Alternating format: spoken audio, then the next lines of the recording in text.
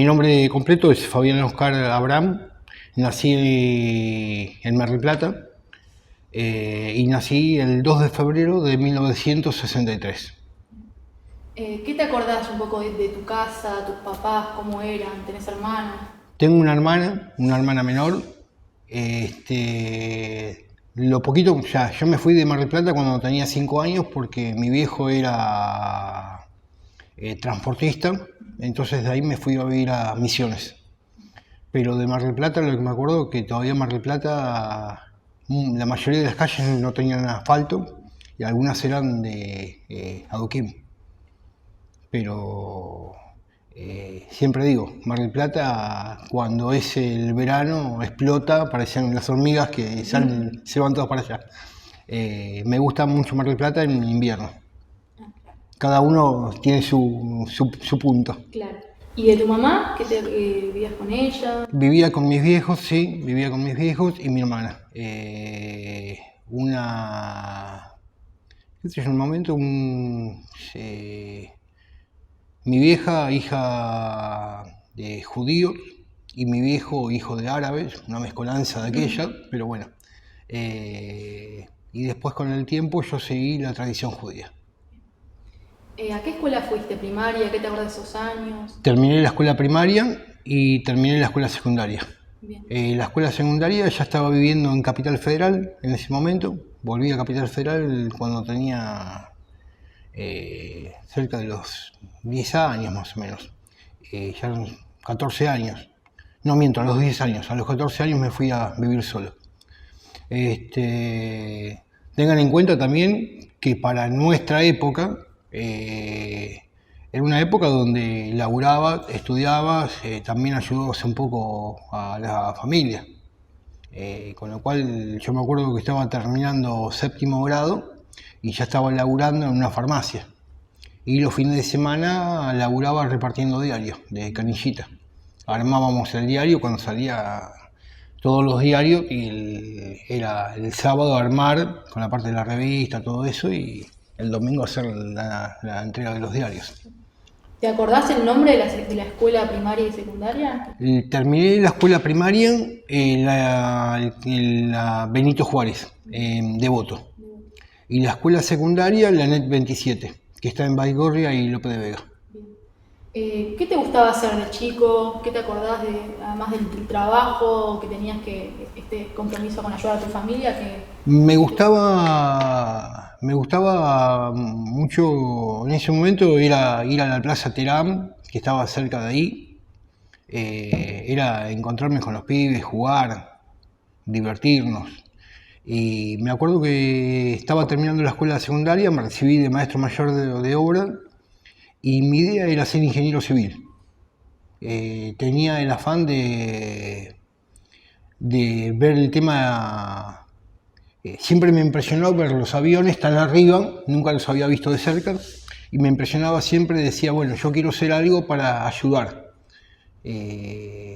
para ayudar al otro. Ya desde chico me gustaba eso, el tema ese. ¿Y de Malvinas qué sabías? ¿En la escuela se hablaba? De Malvinas me acuerdo que la hora de música, cuando estaba la hora de música, estaban las famosas gradas de madera, y era... Cuando estaba la hora de música era la marcha de San Lorenzo, Aurora, Mi Bandera. De hecho, cuando entrabas a la escuela, todo formado, cantar mientras que se izaba la bandera. Cuando nos íbamos, también se cantaba distintas marchas, la marcha de San Lorenzo y entre ellas la marcha de Malvinas. Yo siempre digo que aprendí la marcha de Malvinas cuando estaba en tercer grado. Y la verdad que conocí a Malvinas de ver los libros, los famosos Capelús, y ver en el mapa. Y después entraste en el 81 al servicio militar. En noviembre del 81 entré al servicio militar. En realidad, como siempre decimos todos los veteranos cuando hablamos con los chicos y les explicamos, porque de eso mucho hoy no, que en ese momento el servicio militar era obligatorio, te tenías que presentar y si no te presentabas te venían a buscar con la policía. Y me acuerdo que según el número de sorteo, el número que te salía, a mí me tocó 968. Y por el número de sorteo que me tocó ir a la Marina. Cuando estamos haciendo la revisación, donde hoy en Capital Federal, Juan B. Justo, donde está el regimiento Patricio, atrás hoy está el IS y el Jumbo, ahí estaba el lugar de incorporación. Y así fue que me presenté, había un montón de pibes, muchachos, que se presentaban en forma espontánea porque en ese momento para la sociedad estaba bien visto hacer el servicio militar, era un año para la patria, o sea, un montón de cosas que nos fueron inculcando también, tenemos que tener en cuenta eso. ¿Vivíamos en un gobierno dictatorial? Sí, pero muchos nos fuimos enterando de las cosas que fueron pasando después de todo esto. ¿Y qué aprendiste y qué te acordás de esa etapa? ¿Dónde lo hiciste? Me tocó ir a la base naval Punta Indio, que está cerca de Puerto Belgrano, y ahí fui incorporado como infante de marina, del batallón de infantería de marina número 3, que estaba marinería, la base aérea de los aviones de ataque de la Armada Argentina, y atrás estaba infantería de marina. Siempre recuerdo que cuando veíamos al marinero punta en blanco, siempre limpito, y nosotros llegábamos verde, lleno de cardos en la cabeza hasta en el pie. Siempre simulacros de combate, simulacros de desembarco. Aprendí mucho, uno ya tenía experiencia digamos, laburé siempre, no me cambió nada de eso, pero haciendo la colimba aprendí mucho el compañerismo con el otro y el compartir con el otro, que podía ser de Capital Federal, de Tucumán o de Salta. O sea, no había diferencia. Yo me acuerdo que decía, cuando el domingo había que ir a misa, y bueno, por este judío todos van a ir a misa, pero no era el único, porque decían, por este negro todos van a misa. O sea, no había distinción, o sea, éramos todos negros. Si eras blanco, eras negro igual. Aprendí mucho lo que era el compañerismo con el otro. Había pibes que no sabían leer y escribir, y sin embargo, ahí aprendías a leer y a escribir. Yo aprendí a hacer mi primer RCP haciendo la colimba. Entonces, no fue tan malo. Hoy en día te dicen, bueno, pero hoy el servicio militar está mal visto. Hay que ver cómo lo dicen y qué es lo que están pretendiendo, si el que quiere que vuelva. Yo lo pondría de vuelta, pero con un nombre: servicio para la comunidad. Y no la necesidad de utilizar un arma. Bien, y el 2 de abril se da la recuperación. ¿Cómo te enteraste? ¿Estabas ahí en ese momento? Yo ya había terminado la instrucción básica. Como yo era oriundo de Mar del Plata, en la Armada te dicen, bueno, decí qué destino querés. Después te mandan a cualquier lado, pero bueno. Yo dije, bueno, quiero ir a la base de submarinos, porque estaba cerca de mi casa. Y en vez de ir a la base de submarinos, me acuerdo que los primeros días de marzo, los primeros días de marzo habrá sido, o febrero, no lo recuerdo bien. En un micro llegamos a la base naval de Ezeiza. Y cuando llegamos, empiezan a repartir a soldados para un lado, para el otro. A mí me mandan a la segunda escuadrilla de apoyo logístico móvil. Digo, pero yo soy infante de marina. Me dice, vaya para allá. A lo que digas, normalmente iban los marineros. Y ahí, cuando estoy llegando al hangar, me encuentro para mí era ver un avión de cerca, un avión que tenía capacidad para llevar 70 personas. Me encuentro con un semejante avión y digo, wow. Lo veo, o sea, mi pasión era ser ingeniero civil y ver un avión de cerca. En ese momento, ya estando ahí, hacíamos guardias, estábamos dentro del hangar, muchas veces nos quedábamos en el hangar cuando terminaba nuestro turno de trabajo. Nos quedábamos para qué, cuando íbamos a la cuadra, siempre te agarraban para cortar el pasto, para hacer alguna boludez, para limpiar. Y nos quedamos ahí en el hangar ayudando a los mecánicos. Y así fue como en un momento piden voluntarios, no sabías para qué nunca, pidieron 5 voluntarios y fuimos 5 soldados y entre uno de esos 5 soldados fui yo. Subimos arriba del avión, no me preguntes a dónde íbamos, pero el 2 de abril a las 14 horas nos encontramos en Malvinas. ¿Te acordás qué día saliste? ¿En la No. que subiste al avión? No, ¿no? No.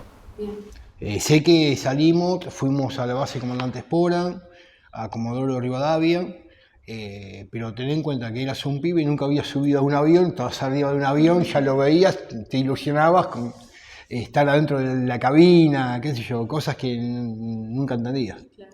Así fue como el 2 de abril al mediodía llegué a Malvinas. Y antes de ir a Malvinas, ¿cómo te acordás cómo te despediste de tu familia, tus amigos, hubo una despedida o no? No, cuando me incorporaron, de hecho yo estaba terminando la escuela secundaria, muchos de mis compañeros se fueron de viaje de egresado, el famoso viaje de egresado a Bariloche, y yo siempre lo cuento en forma de anécdota chistoso. Mis compañeros se fueron de viaje de egresado a Bariloche, yo me fui de viaje de egresado a Malvinas. Claro. Bien. Pero no, la verdad no. Yo fui pensando que me iban a tomar datos y iba a salir de vuelta para tu casa. Yo ya estaba viviendo solo, con lo cual con mi vieja tenía poco contacto, me había peleado con mi viejo. Así fue como fui y mi familia nunca más supo nada de mí. Y cuando llegaste, ¿qué viste? ¿Cómo Cuando ese- llegué a donde, a Malvinas, Cuando llegaste a Malvinas. me sorprendió estar, primero escuchamos por el altoparlante del avión el comentario que había hecho el almirante Busser, y cuando nuestro jefe, Norberto Pereiro, capitán de fragata, comenta que estamos haciendo patria, somos parte de la recuperación de nuestras Islas Malvinas. Así que de cantar la marcha de Malvinas en la escuela primaria al estar pisando el famoso ese suelo tan querido, fuerte. Total.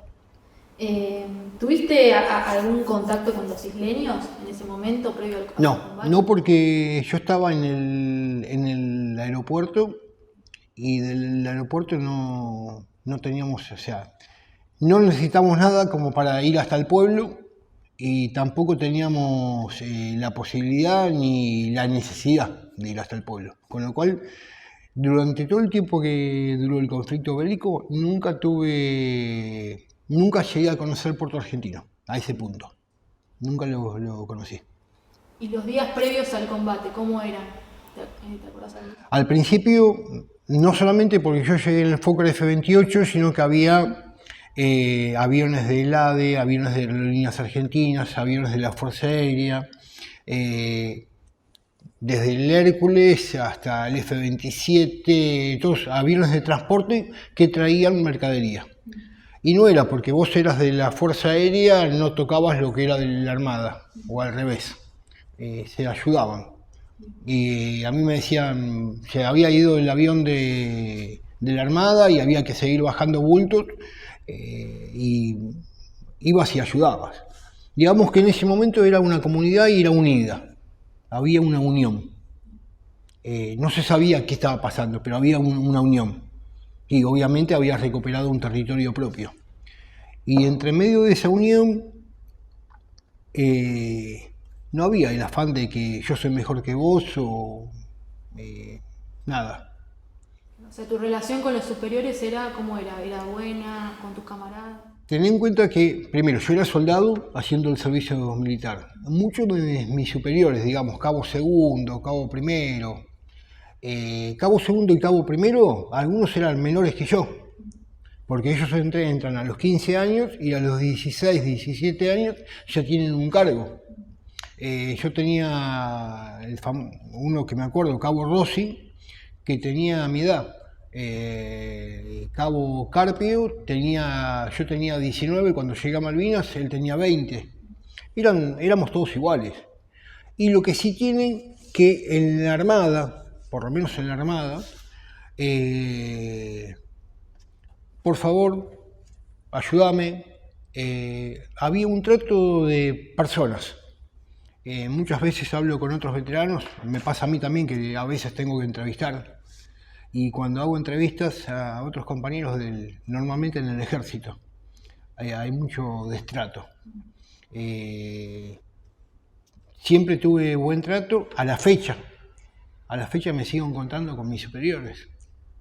Y la verdad tengo una hermosa relación de amistad. Siempre, mis superiores siempre me dijeron, me decían ruso, me decían, cuando viene la bala del otro lado no tiene nombre y apellido, viene, para cualquiera. Pasamos un poco al 1 de mayo. ¿Qué te acordás de esa fecha? ¿Cómo la viviste? El 1 de mayo, a las 4:30 de la mañana, estábamos en el aeropuerto en sí, y de golpe y porrazo escuchamos un zumbido, y de ese zumbido una explosión que tembló todo el piso. Y cuando empezó a temblar todo el piso, humo, mucho olor a pólvora, ruido y gritos. Gritos de un suboficial que una Skirland le había desmembrado la rodilla, se la separó del cuerpo, estaba dentro del pozo, que había hecho una bomba, no sé cuántos kilos, creo que 500 libras, 1000 libras, no sé cuánto, pero sé que había hecho un agujero, un hongo, que tenía por lo menos 4 o 5 metros de profundidad, no sé, 5 por 5, 10 por 10, el agujero que había quedado. Habían tirado varias bombas y una cayó ahí cerca. A partir de ese 1 de mayo, ahí nos dimos cuenta que estamos en guerra. Pero estaba con otro compañero, el soldado también Colimba Baudraco, y tembló todo, pensamos, no sabíamos si era un terremoto, no sabíamos qué estaba pasando. A partir de ese 1 de mayo nos dimos cuenta que estamos en guerra. A partir de ese momento. ¿Y en qué combates participaste? ¿Qué te acordás de eso?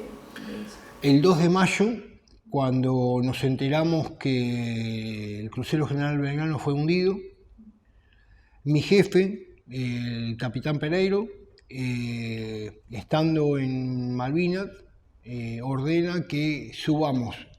El Fokker es un avión de pasajeros que cuando le sacaron todos los asientos y empezaron a cargar bombas de 250 libras, bombas de 500 libras, cajas con cargadores de FAL, cajas con granadas, tachos de 200 litros de JP1, que es el combustible para avión. El avión tiene una puerta de costado que se abre hacia arriba. Arriba de todo eso, ese 2 de abril, así fue como llegué a Malvinas, arriba de todo eso. Cuando uno dice, bueno, en un avión no puede llevar un encendedor, un cuchillo, nosotros íbamos con todo eso. Y el 2 de mayo, cuando abren la puerta de costado, dice, tenemos que cargar una balsa autoinflable. Digo, cargar. Obviamente éramos algunos cabos, entre ellos estaba yo, empezamos a cargar, y cuando estoy arriba del avión, ahí es cuando me entero que hundieron el crucero Belgrano. Estaba el cabo Carpio y el cabo Rossi, y me dice, no, esto es una misión muy arriesgada, porque vamos a salir a rastrear dónde están las balsas. Yo quiero ir. No podés porque no sos, es una misión muy arriesgada. y la idea es que no tengamos problemas con los soldados. Cuando tenés que pedir algo a tu superior, vas por el escalafón, al cabo, después al suboficial y después al oficial. Yo directamente lo vi que estaba subiendo el capitán de la escuadrilla, y le digo, jefe, quiero ir con ustedes. El cabo me mira, colorado, me dice, te va a mandar a la mierda, y me dice, no se puede, pero yo quiero ir, quédate. Así fue como estuvimos con silencio de radio, salimos de Malvinas, y estuvimos no sé cuántas horas, pero en las ventanillas de los costados del avión estuvimos 4 días volando por el mar, siempre con silencio de radio, cosa que no nos atacara ningún Harrier o un helicóptero, porque ese avión no tenía defensas. Entonces era pajarito para cualquiera. O algún barco que no te tira un misil. Primero porque era un avión que estaba identificado como de la Armada Argentina, celeste y blanco. Mientras en ese momento estaba con los colores así, viste, como se usan los pantalones, en gris, negro, esas cosas. Después lo pintaron. Y me acuerdo que estábamos todos con larga vista, viendo el agua, 3 días así, y creo que el 4.º día fue que avistamos un par de balsas. Cuando avistamos un par de balsas, el capitán cortó el silencio de radio y dio aviso a los barcos que estaban buscando las balsas. Con lo cual, la primera misión así difícil fue participar durante 4 días rastreando las balsas de los sobrevivientes. Estando en Malvinas, el 3 de abril cargamos el cuerpo de Giachino, porque era un avión de transporte y al mismo tiempo hacía apoyo y traía heridos. Había veces que te podías quedar en la isla o había veces que volvías al continente. Yo la verdad siempre pedí si podía quedarme, porque había que ayudar ahí. Igualmente no dependía de lo que yo quería, sino lo que tu jefe te decía. Por eso te digo, digamos que entre misiones así, el primero fue cargar el cuerpo de Giachino, después cargar heridos en el avión, y después la misión de ir a rastrear las balsas del Belgrano. ¿Tuviste algún contacto con los británicos? Al principio no. Después cuando después tuvimos, no, siempre estuve en el aeropuerto, y la idea era, siempre mis jefes, digamos que nos protegían, a tal punto que nos protegían. Sí hubo situaciones que atacaban tanto los Harrier como los Vulcan, los bombarderos pesados, que quisieron atacar varias veces la pista, pero nunca le pudieron dar a la pista.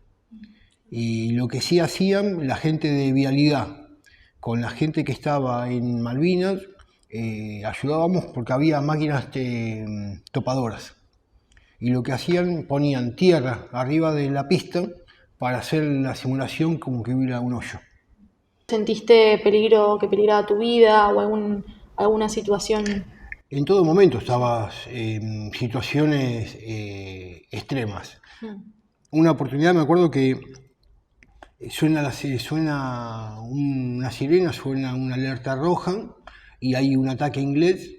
En ese momento te decían, bueno, resguardate donde puedas. Y en ese momento cuando nos resguardamos, yo me meto, fueron los primeros días, me acuerdo que me meto atrás de 2 tachos de JP1, que es el combustible del avión. Y un suboficial segundo gordillo en ese momento me dice, pedazo de boludo, me dice, vos hacés boleta, pero al segundo, cualquier chispita ahí, ese querosén altamente volátil. Ahí fue que empezamos a aprender un poquito empezamos a entender un poquito más de lo que estábamos viviendo. Pero al principio, digamos, estamos en una película que no sabías los primeros días. ¿Y fuiste testigo de alguna acción de combate entre argentinos y británicos, así más Fui cercana? testigo, sí, en el faro Pembroke, que es el faro más alejado, ahí hubo intentos de desembarco, donde ahí estuvo parte de infantería con parte de ejército. ¿Y ahí qué viste, qué escuchaste? Y ahí en un momento había un barco que estaba haciendo, estaba pasando por ahí un barco y había habido balsas inglesas, el barco este las ilumina y ahí bueno, se armó un combate, un tiroteo, donde hubo muchas bajas inglesas. Siempre intentaron bombardear, cuando intentaban bombardear la parte del aeropuerto, caían bombas desde la costa hasta la altura del aeropuerto. Como el barco está muy lejos y no tiene más o menos una idea de distancia, bombardeaban toda esa zona. ¿Vos fuiste herido en un momento por una esquirla? ¿Te acordás algo de ese momento? No, ¿No? no. ¿Te despertaste directamente en el hospital? Ujú. ¿Cómo fue esa recuperación? Lenta, pero estuve en el hospital Río Santiago y luego de eso me mandaron a la base de vuelta, donde hice la recuperación, y ahí estando en la base estuve de vuelta con mis superiores, donde tuve, o sea, siempre digo lo mismo, tuve superiores que me cuidaron. Sí me pasó que después durante mucho tiempo, cuando uno tiene un estrés muy grande, yo empecé a enterarme de cosas porque me lo comentaban mis superiores. De hecho, a mí me dan la baja en abril del 83. A mí me dan la baja recién en abril de 1983, un año después. Cuando me dan la baja, yo de todo esto no hablaba, nunca hablaba con nadie. Cuando llego a la casa de mis viejos, había un cartel que me estaban esperando, toda la gente esperándome y yo me asusté. Porque vi tanta gente que dije, ¿qué pasó? ¿Alguien murió? Y bueno, me pasaba que al principio, en los primeros días, no quería ver a nadie, no quería estar con nadie. Sí. Y bajaba de noche a buscar comida. Tipo los ladrones que bajan a buscar comida, abrir la heladera y comida de noche. Y antes de ir a la vuelta, ¿vos te terminás de recomponer en el hospital, de recuperar? ¿Y te acordás cuando saliste del hospital? No, o sea, hay durante años nunca supe nada y de hecho yo fui un día a la Armada en el año 85, 86 creo que fui. Fui a la base donde yo había terminado y cuando estoy entrando a la base, que tampoco te dejan entrar, pero justo en la guardia dio la casualidad o la causalidad que había un suboficial, no me puedo acordar el apellido ahora, Fossati. Me acuerdo porque era todo pelo blanco y él me dice, Russo, ¿qué estás haciendo acá? ¿Y vos quién sos? Y me dice, yo era uno de tus superiores. Vengo a buscar un certificado o algo porque me están pidiendo, pues estaba buscando laburo, nunca conseguías laburo, siempre un tema. Por intermedio de él me dejan pasar a la unidad y ahí es donde ya había otro oficial superior en la unidad, no estaba más mi jefe, y ahí es donde me encuentro con gente con la que había estado en Malvinas. Y a partir de ese momento empecé a escuchar cosas donde yo había participado. ¿Qué te contaban de tus superiores, te contaste con compañeros? O sea, mayormente eran superiores míos. Y me comentaban que había estado la unidad que participó en Malvinas después de mucho tiempo. Al principio no habían agregado a los soldados, después agregaron a los soldados a las placas. Tuvimos el reconocimiento de honor al valor en combate, por situaciones de guerra. situaciones vividas que la verdad no... Digo, yo, ¿quién soy para hablar de esto? Digo, para eso están mis superiores, que ellos son los que por ahí algo se acuerdan. Y me van contando cuando me encuentro con ellos, de situaciones extremas que se han vivido. Así como los vuelos rasantes que hacían todo el tiempo, y nosotros nos quedamos en la isla. O había, muy pocos volvían, sí, siempre se quedaban en la isla para hacer cuando había que hacer alguna reparación, algún arreglo o entrar en combate.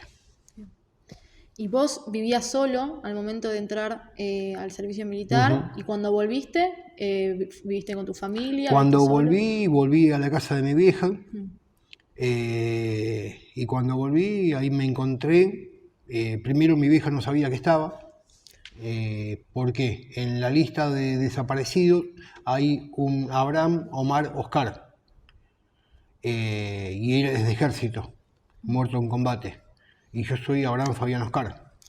Y a mi vieja al principio no le daban detalles, como no le daban detalles, empezaron a averiguar y no le decían ni que estaba vivo ni que no.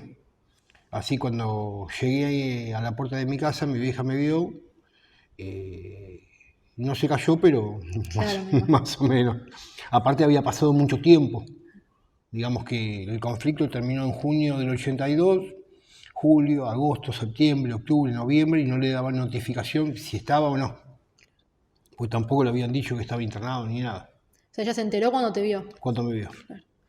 Bueno, y esos años de posguerra, ¿no? Vos me contaste todo el trabajo, cómo era, te pudiste dedicar a algo. Los primeros años, la verdad, fueron bastante difíciles, porque primero escuchabas cualquier ruido y te sobresaltabas mal. El momento que escuchabas una moto por la calle o un auto con escape libre, te tirabas al piso. Y la gente te decía, guarda que ese es uno de los loquitos que volvió de Malvinas. Ibas a buscar laburo y en el documento figuraba el famoso librito, y es la tarjeta, digamos. El famoso librito donde tenía antecedentes militares que decía, participó en las operaciones del Atlántico Sur. Te decían, pibe, no te enojes, pero loquitos no queremos. Esa frase, decirla hoy toda completa, me llevó años. Al principio, cuando te decían eso, te temblaban las manos, te ponías a tartamudear, a llorar.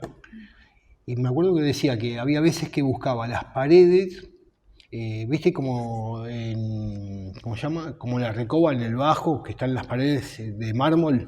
Bueno, buscaba las paredes más gruesas o más fuertes para con los nudillos pegarle, de la impotencia, de la bronca que teníamos encima. Y siempre digo, cuando juega Argentina, en un partido amistoso, mundial, lo que fuese, Argentina gana, son nuestros campeones. Argentina pierde, estos troncos, ¿para qué los queremos? A nosotros nos pasó exactamente lo mismo. Me llevó muchos años, poder reinsertarme como estoy hoy.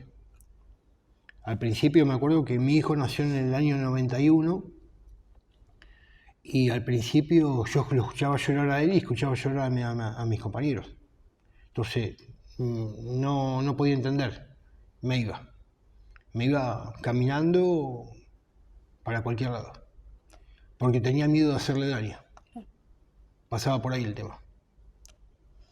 Y en estos primeros años, ¿mantuviste algún vínculo con alguno de tus superiores o de tus compañeros? Los primeros años no, ya te vuelvo a decir, tenía miedo, tenía bronca conmigo mismo.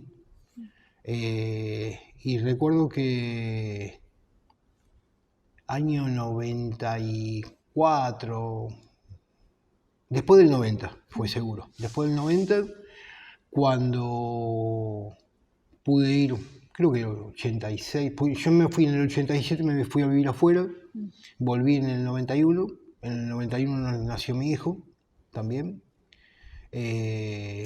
Cuando vuelvo de afuera, ahí me entero que estaban dando trabajo para los veteranos de guerra, pero digo, ¿yo cómo sé que soy veterano de guerra? Entonces tenías que ir, primero fui al Ministerio de Defensa, fui a la Armada, en la Armada me dijeron que tenía que ir a la unidad que yo había pertenecido para que me den un certificado, y recién ahí me empecé a encontrar con mis superiores.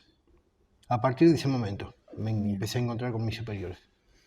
Vos me dijiste que nació tu hijo, ¿no? En el 91.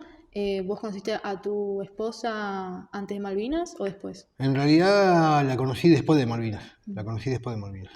Yo me acuerdo que no tenía un mango, no tenía laburo, y me acuerdo que había ido a un lugar que era Manos Solidarias, se llamaba, porque tenía gente amiga que me decía, Fabián, tenés que salir, tenés que pedir ayuda.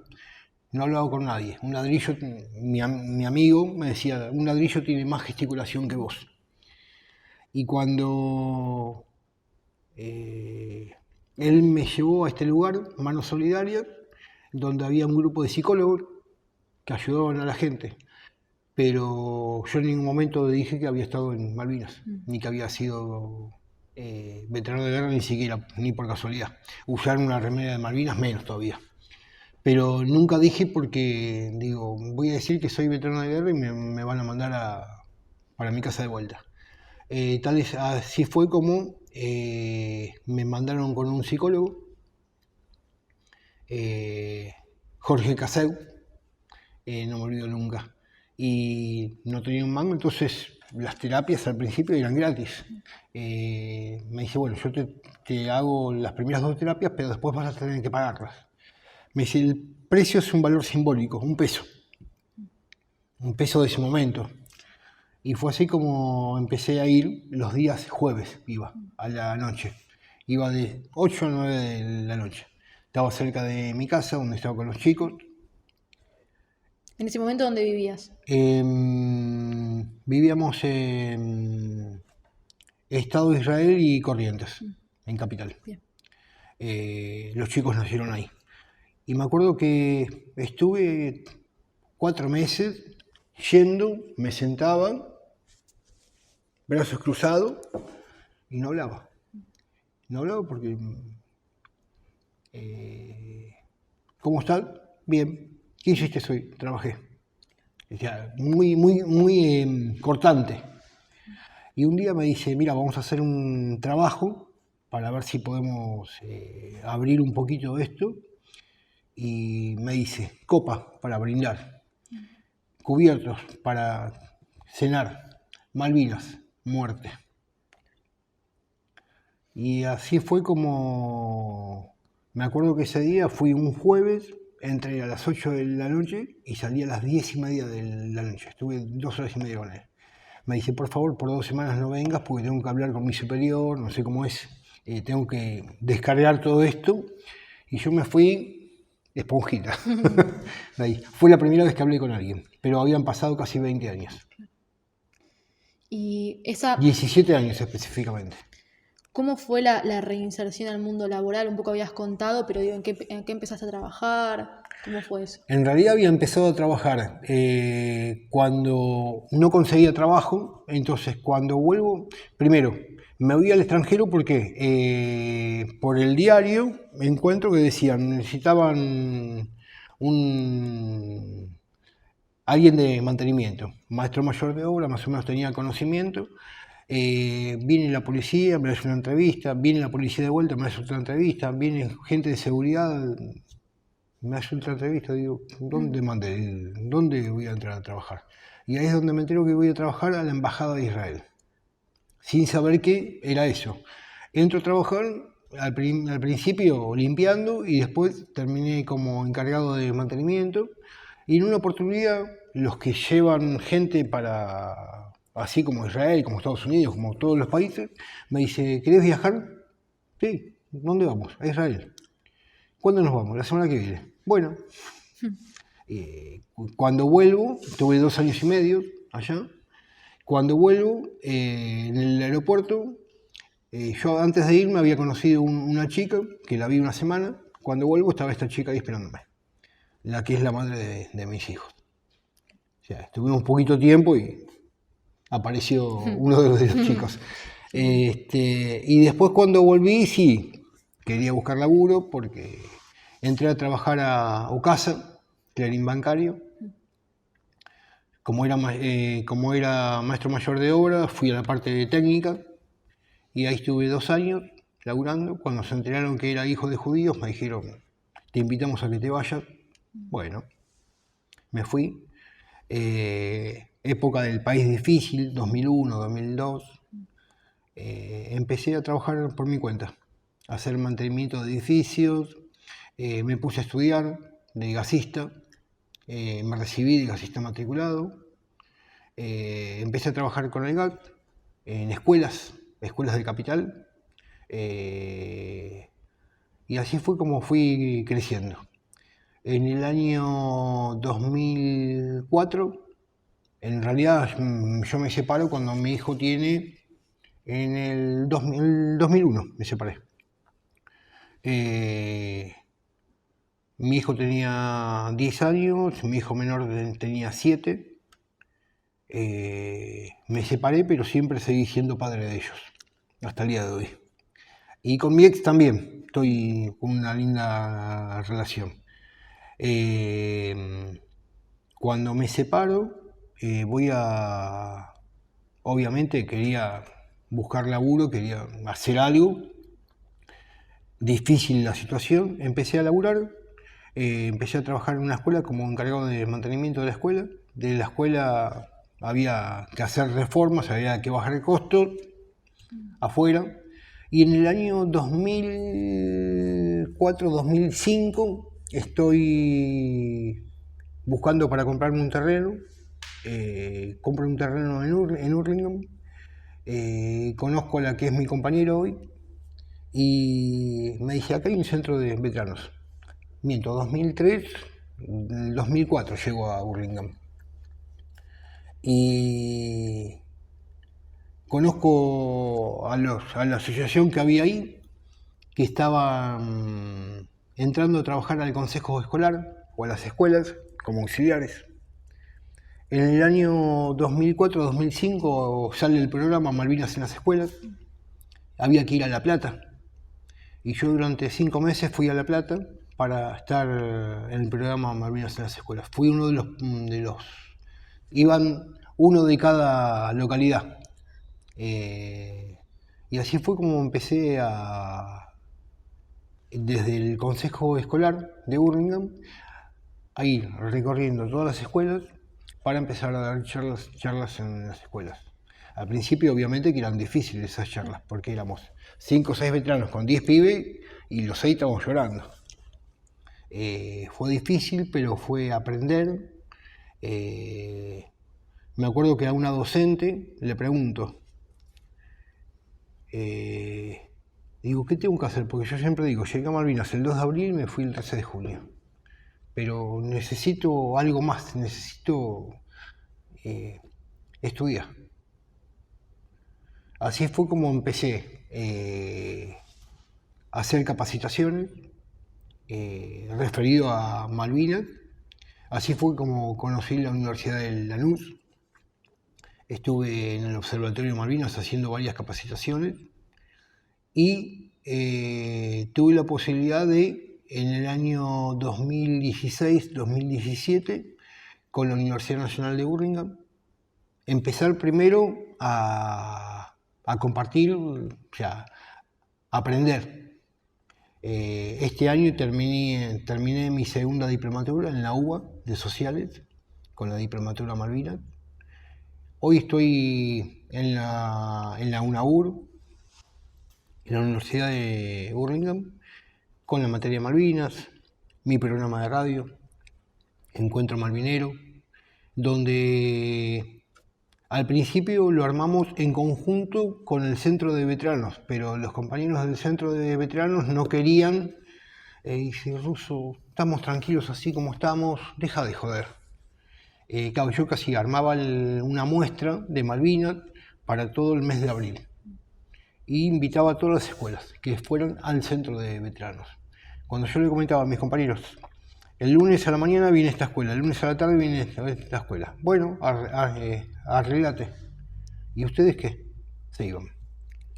Entonces empecé a estar más tiempo en la universidad y al principio con mi auto alquilaba un flete y me iba a alguna localidad y presentaba lo que tenía. Con el tiempo lo fui armando mejor, con el tiempo, con el apoyo de mi compañera. Hoy en día tengo una muestra itinerante que recorre el país. Aparte de esa muestra, tengo la materia Malvinas y el programa de radio. Bien. Y bueno, un poco, ¿cómo eran esas presentaciones? ¿Qué te gustaba contar? ¿Desde qué lugar, sobre todo en las escuelas? En las escuelas, al principio, uno era muy acotado, pero a la medida que uno se fue capacitando, hoy en día yo no le puedo contar a una criatura que teníamos un arma, disparábamos para el otro lado y donde mataba gente, no. Hoy en día siempre digo que nunca me gustó hablar de las armas, nunca me gustó, o sea, nunca incentivé a la violencia, jamás.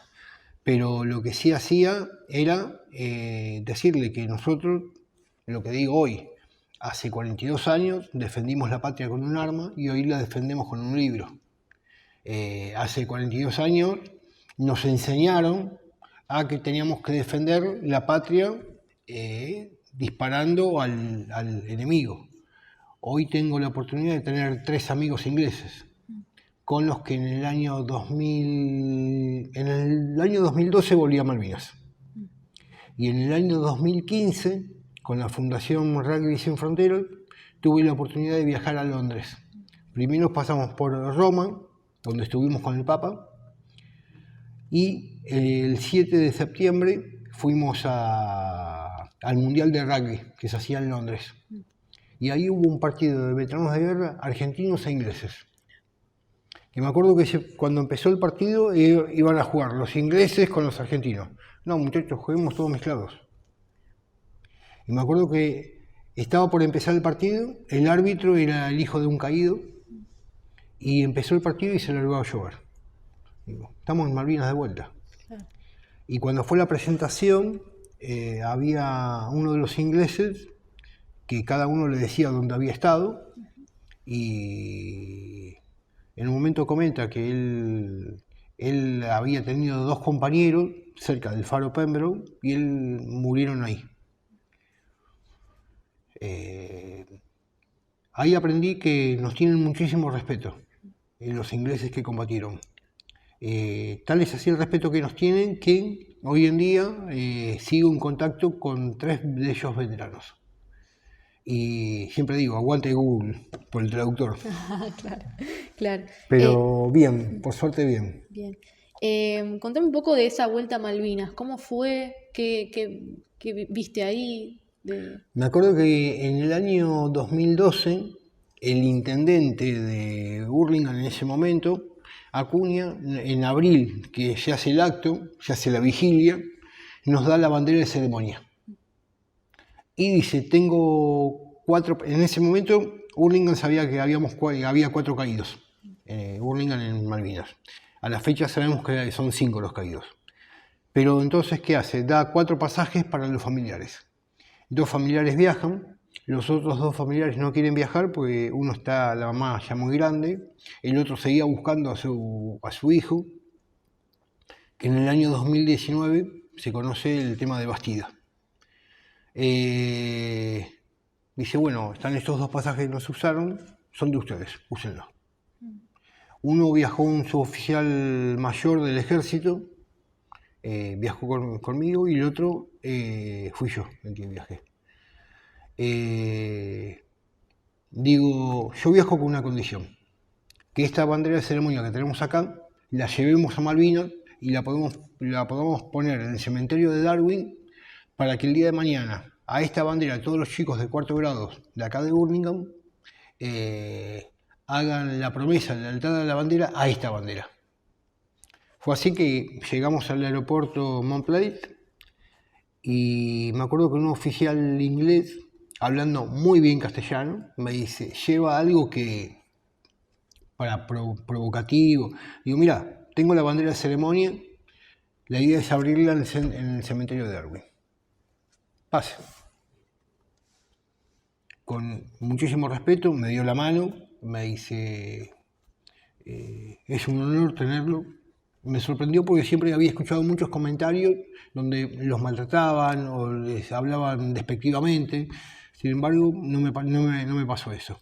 Sí, caminando conocí Puerto Argentino, que nunca había estado.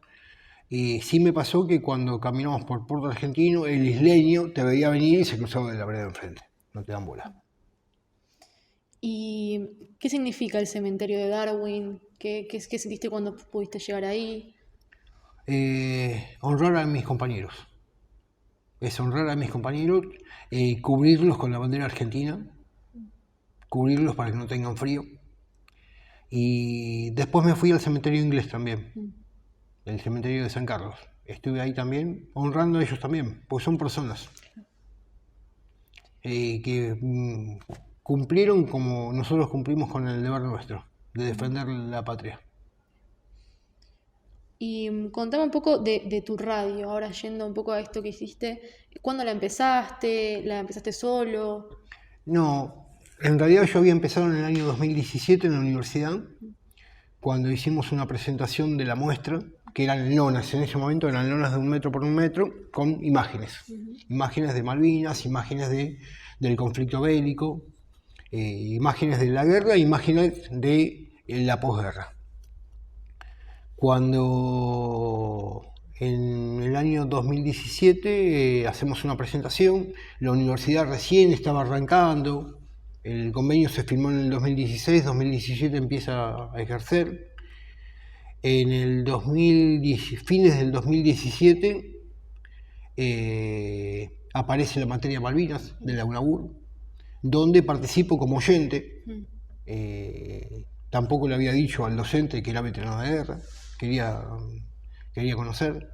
En el interín ya había estado en el Observatorio Malvinas de acá de Lanús. Estudié en la Universidad de La Matanza también. Y ahora este año terminé la de UBA Sociales. Después de que termino el cuatrimestre en la UNAUR, le comento al docente que me gustaría participar. Y tal es así que a la fecha, desde el año 2017 al año 2024, estoy cada cuatrimestre junto con la materia, cuando no me voy de viaje. Hace 10 años que estoy junto con la muestra que armamos en el centro de veteranos. Estaba la feria del libro que hacían en Hurlingham. Al principio, cuando hacen la feria del libro, conozco estaban sacando un libro que se llamaba Barco Hospital. Voy a la presentación en el edificio Libertad y ahí conozco la editorial de Argentinidad, que la editorial de Argentinidad a la fecha tiene 180 títulos de Malvinas. Me voy a la oficina y digo, mira, quiero que me presten algunos libros para que todos los años que está la feria del libro poder exponer libros, porque yo siempre exponía los libros míos, pero no se podían vender. Al principio me dan unos libros en consignación y al mismo tiempo la editorial de Argentinidad me invitaba alguna vez a dar una charla, a alguna escuela, a alguna institución. Y el año pasado, en realidad hace 2 años ya, me dice, Fabián, te escuché un montón de veces, quiero que escribas tu libro, tu experiencia. Le digo, hay un montón de libros de Malvinas que hablan mucho. Me dice, sí, pero vos hablas de algo que no se habla, la posguerra. Me dice, escribí tu libro. Este año salió mi libro, que se llama Malvinas, saliendo de la trinchera, el camino después de la guerra. Y es mi historia personal, hablo muy poquito de Malvinas, pero mi relato es sobre la posguerra. Todo lo que vivimos en la posguerra. Estuve este año se presentó en la Feria del Libro de la Rural y al mismo tiempo con la editorial ya hace 3 años que vengo haciendo entrevistas a los veteranos de guerra de la editorial. Así que ya estoy, al principio me costaba, ahora ya estoy curado de espanto. ¿Y esa relación con los veteranos, cómo la describirías en todo este proceso, siendo parte con la universidad, también el centro de veteranos? ¿Cómo describirías? Perdón, vos antes me estabas preguntando por el tema de la radio. La radio, Sí. el programa de radio arrancó en el 2020. 2020. Pensá que en el 2020 habíamos arrancado, en febrero o marzo arrancó la pandemia, Claro. se paró todo. Yo hacía el programa de radio, o sea, grababa con el celular y lo mandaba y se transmitía. El 2021 al 2024 ya es la 3ª temporada que estoy terminando. Ya voy por arrancando la 4ª temporada. La pregunta que me habías hecho. La relación con los veteranos, con los demás veteranos, ¿cómo la describirías con todo lo que pasó? En general, digamos. Sí. Me pasa hoy en día que, cuando voy al interior del país, mi muestra se llama, que la tengo en Instagram, que se llama Muestra Itinerante Malvinas. Cuando voy al interior del país, yo para ir al interior del país siempre trato de arreglar con el municipio, con la gobernación y mando una carpeta. En la carpeta mando fotos, texto y uno de los pedidos que siempre hago es que estén los veteranos locales. Siempre. Porque yo voy con un compañero, pero los compañeros, yo voy a estar una semana ahí y después me voy. Entonces, siempre le digo, yo siempre quiero que quede ardiendo esa llama que no se apague. Que los veteranos, sea quien sea, somos veteranos de guerra y la idea es que cuando lo vean por la calle lo sigan saludando. Yo siempre digo que las medallas te cuelgan y te pesan, los abrazos no. Y para mí tiene más calor un abrazo que una medalla. La medalla es fría, el abrazo no. Tengo la oportunidad, hace 1 mes y medio estuve en Santiago del Estero, vuelvo de Santiago del Estero, me fui a Montecaseros, Corrientes. Hace 15 días presenté mi libro en Jenny el Ateneo de Florida. Y es esto, siempre te vas sorprendiendo. Así como muchos años no pudimos hablar, hoy en día tenemos la oportunidad de seguir transmitiendo y seguir generando conciencia. Y como siempre le digo a los chicos, como dije antes, hace tiempo atrás cuando fuimos a defenderla fuimos con un libro, con un arma y hoy estamos con un libro. Hoy lamentablemente tenemos un gobierno que no defiende la soberanía, pero bueno, nosotros plantamos y esa raíz fue creciendo. Hoy en día tenemos que seguir sembrando. A cada lugar que voy del interior llevo el mapa bicontinental, como cuando veníamos caminando para acá lo vi, digo espectacular. A cada escuela que voy obsequio el mapa bicontinental, 1,5 metros de largo por 80 de ancho, y lo obsequio. Mandé a hacer 1000 mapas bicontinentales y yo llevo entregado 700. Mi idea es hacer toda la ruta 3, toda la ruta 40, ir por cada pueblito, parar, ver una escuela y parar. Dejar el mapa bicontinental y poder hablar con algún docente y los chicos. Con todo esto que me contás, ¿qué significa Malvinas para vos? Con esto, con la guerra, con la posguerra, con el trabajo que haces todos los días. Malvinas me sacó en la juventud, o sea, digamos que yo fui con 18 años a hacer la colimba, 19 cuando llegué a Malvinas, y cuando volví teníamos la cabeza quemada, teníamos la cabeza de un tipo de 45, 50. Por eso digo, me sacó la juventud, pero me dio esperanza de seguir defendiendo la patria. Y haciendo un poco un salto temporal hacia atrás, hay una pregunta que no te hice, que es en el 86 jugamos el Mundial, Argentina lo gana. ¿Te acordás del gol a los ingleses de Diego? ¿Lo viste? Lo he visto, pero la verdad no tengo mucho conocimiento. O sea, lo he visto porque lo he visto después del tiempo. pero en ese momento la verdad estaba tan inmerso en mi Claro. locura, como muchos veteranos estaban inmersos en su locura. Digamos que es algo que se le pudo haber dado de su propio bilis, qué sé yo. Claro. Y respecto, bueno, un poco para otra pregunta sobre deporte, preguntarte si sos hincha de algún club de fútbol o de otro club, de otro Mirá, deporte, cuando era sos... pibe era hincha de Independiente, pero como no le di mucha bola, mis hijos salieron hinchas de Racing, para que te des una idea. Claro. Pero sí empecé a jugar a rugby, por eso cuando vos me decías antes que estaba el mate de Boca, digo, hoy no juego al rugby porque ya estoy viejo para el rugby, pero sí acompaño, he jugado al rugby y comparto esa sangre de rugby.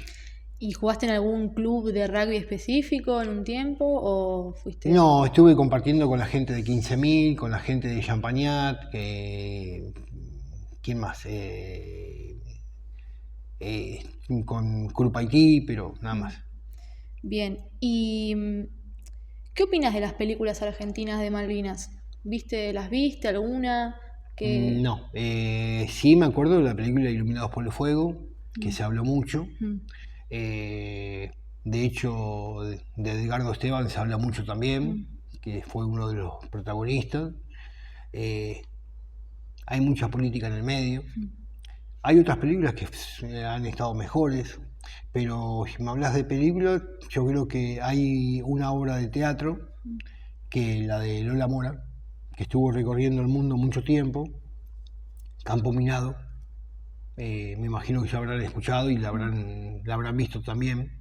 Yo creo que es algo que nos representa. Cuando a mí los pibes me preguntan, me dice, ¿qué opina el inglés? O sea, ¿por qué hicieron tanto? Preguntarle al inglés. Y hay muchos documentales donde hablan muy bien del soldado argentino.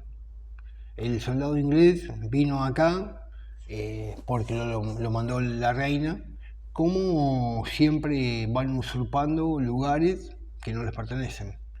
Y el soldado argentino fue a defender un pedazo de tierra que les pertenece. Fue a defender un pedazo de soberanía. Ojalá algún día podamos recuperarla en forma pacífica, como siempre digo. Hay muchos documentos que nos avalan como nación, y el Reino Unido nunca se sentó a negociar ante la ONU, que es el lugar que nos tenemos que sentar a negociar. Pero bueno, estamos en un gobierno dictatorial donde Argentina venía en decadencia, el Reino Unido también venía en decadencia. Pero lo que uno aprende cuando estudia es que nosotros fuimos llevados a un conflicto, que el conflicto lo provocó Estados Unidos. El tema que uno al principio se enseguece, no, eso no es así, nosotros fuimos por... apenas saltó, o sea, cuando... ¿qué es mejor para toda Europa que tener América Latina de rodillas? Cuando nosotros podemos ser un continente que podemos estar sin necesidad, no lo necesitas a Europa. Sin embargo, siempre estamos de rodillas. Estamos de rodillas porque hay muchos cipayos dentro de nuestro país. Yo siempre digo que hay argentinos nacionalistas y hay argentinos que viven por el dinero en Argentina. ¿Qué opinas del 40 aniversario, lo que se hizo? ¿Pensás que cambió algo desde el gobierno? Yo recuerdo cuando me acuerdo cuando estaba el gobierno de Macri, que hizo un desfile.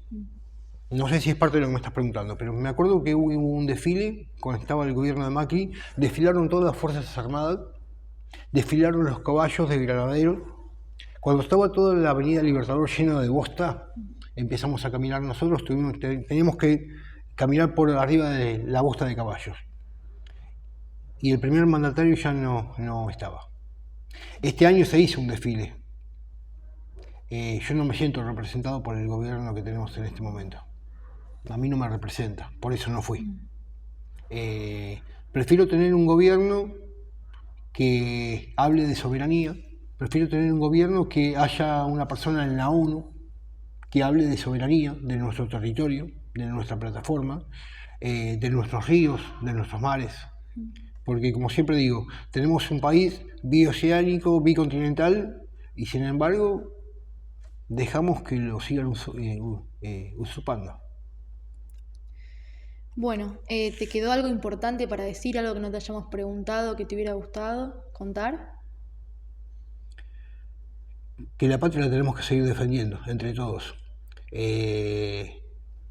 Las casas, como esta universidad, la UNLA, como todas las universidades, es un lugar donde mucha gente, muchos alumnos que hoy están estudiando, son primera generación de familiares que nunca tuvieron la oportunidad.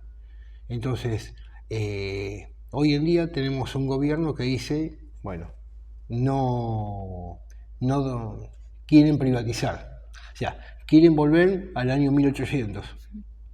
Tenemos que seguir remando, seguir apostando a la educación, que es lo que nos va a sacar la cabeza del pozo. Muchas gracias, Fabián. Por favor.